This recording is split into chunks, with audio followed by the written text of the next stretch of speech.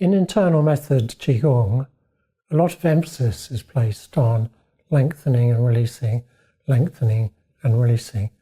particularly through the lower gates and particularly through the hip and groin.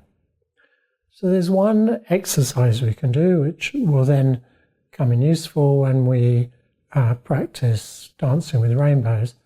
So it really starts with shifting the weight. As always, releasing the knees, allowing the sacrum to sink. And then not rising and falling, holding the central channel vertical. We slowly shift the weight into the left leg.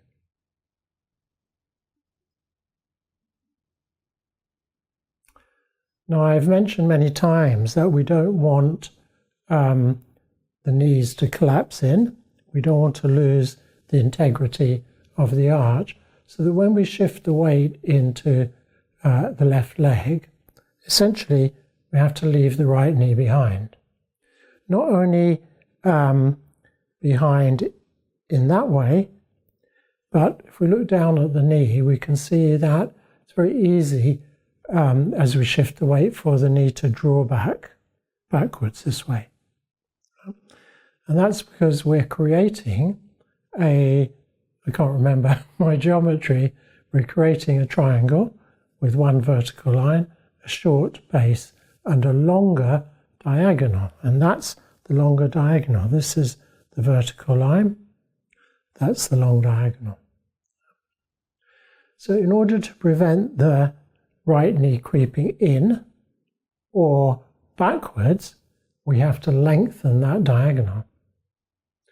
And the way that we do it is to release through the right hip and groin, and that makes that diagonal longer. We open up the joint there and the soft tissue. Whenever we successfully and softly open something and create more space, there's always a kind of pleasurable feeling associated with that. Then, as we shift the weight across into the right leg, we allow this naturally to close back,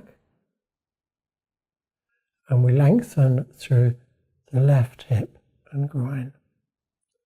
And we check how successfully we've done it by looking down at the left knee and seeing that it's neither collapsed in nor has it drawn backwards.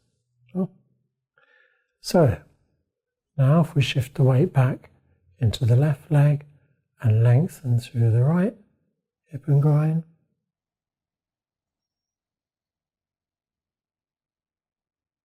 Breathing out.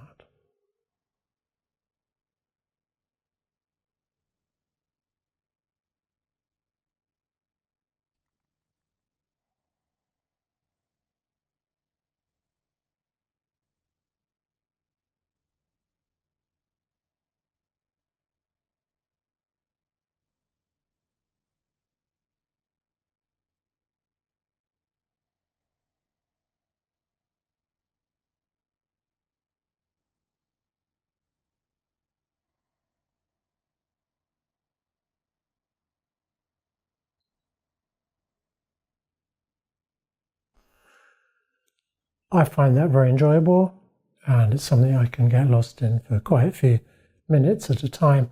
I'd just like to say that I have no evidence for it, but my feeling is that this kind of lengthening through the whole hip area is absolutely fabulous for hip health. We know a lot of people, particularly in modern Western societies, develop hip problems and eventually need hip surgery. So how we can look after the hip and keep it in a healthy condition is really quite important. I don't think that it's achieved by extreme 100% stretching, because what we want is flow. We want the blood to flow freely through this area. We want everything to be soft and open.